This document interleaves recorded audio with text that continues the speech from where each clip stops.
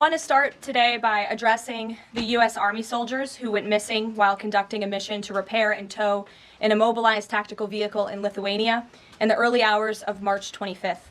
Tragically, 3 soldiers were found deceased in Lithuania yesterday, and it pains me to confirm that today the 4th soldier was also found deceased.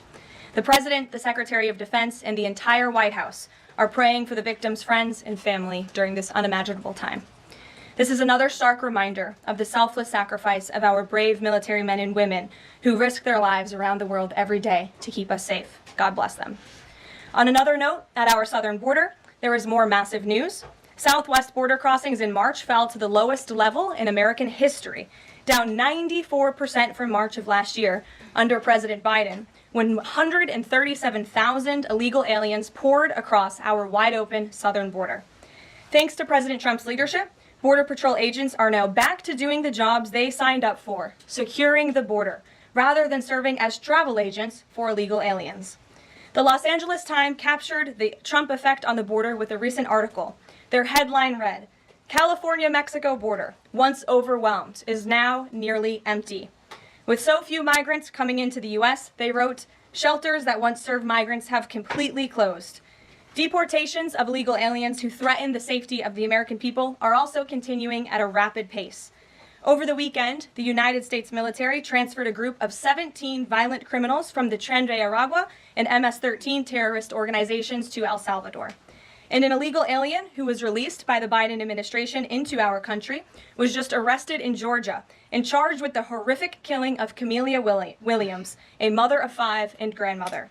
The suspect has now been indicted on charges of malice murder, felony murder, aggravated assault, rape, aggravated sexual battery, and necrophilia, which, for those who don't know, necrophilia is a sexual obsession with a corpse. This suspect was ordered to be removed in July 2023, but the Biden administration allowed him to stay. This case represents the ruthless murderers, rapists, and pedophiles who Joe Biden and Democrats let into our country over the past 4 years through our southern border. They should have never been here in the first place. Keep this in mind the next time you see Democrats protesting future illegal alien removals from our country. President Trump is focused on fulfilling his greatest obligation, to keep the American people safe and to defend our country from violent invaders. Looking ahead to tomorrow, April 2nd, 2025, will go down as one of the most important days in modern American history. Our country has been one of the most open economies in the world, and we have the consumer base hands down, the best consumer base. But too many foreign countries have their markets closed to our exports. This is fundamentally unfair. The lack of reciprocity contributes to our large and persistent annual trade deficit that's gutted our industries and hollowed out key workforces. But those days of America, beginning tomorrow, being ripped off are over. American workers and businesses will be put first under President Trump, just as he promised on the campaign trail.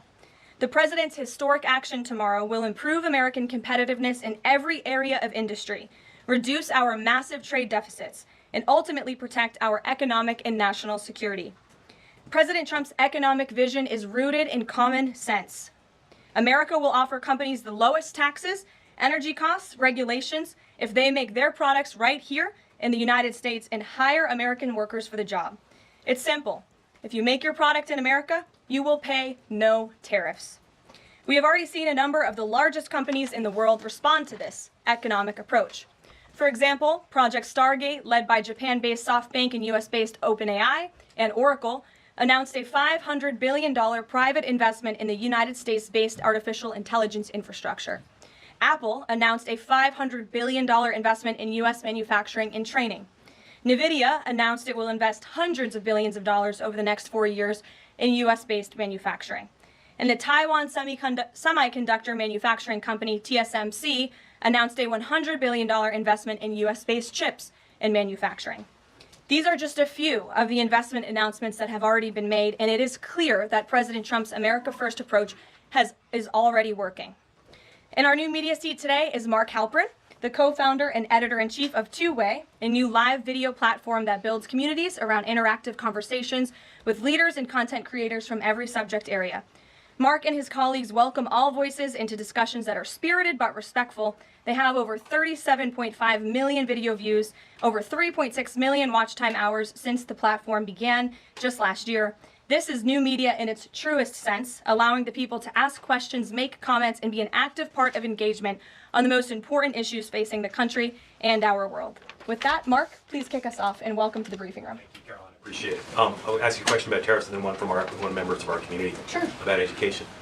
It's perceived by some that companies or countries, if they change their policies either before tomorrow or after tomorrow, can have the president alter what he's planning for that country or that sector. Is that a possibility? And if so, what factors the president consider in making those changes?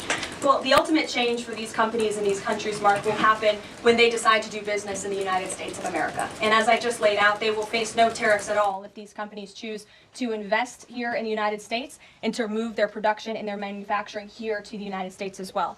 As for tomorrow, the president will be addressing the decades of unfair trade practices that have ripped our country off and American workers off. It has hollowed out our middle class. It has destroyed our heartland, and the president is focused on reshifting our global economy to ensure that America is once again the manufacturing superpower of the world. So if they do something today or later in the week that's a pledge for future activity, would that be good enough potentially to alter the policy? Again, the president has been looking at the very unfair trade practices of the past.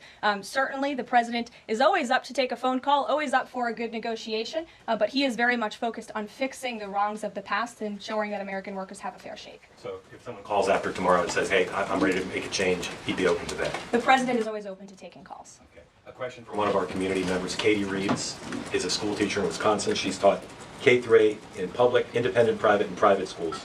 And here's what she wanted me to ask you. She says, I see the elimination of the Department of Education as an excellent first step in the improvement of our school system. Do you see any further role the federal government can take beyond this, possibly in promoting the expansion of voucher programs or reducing the influence that teachers' unions hold over our schools?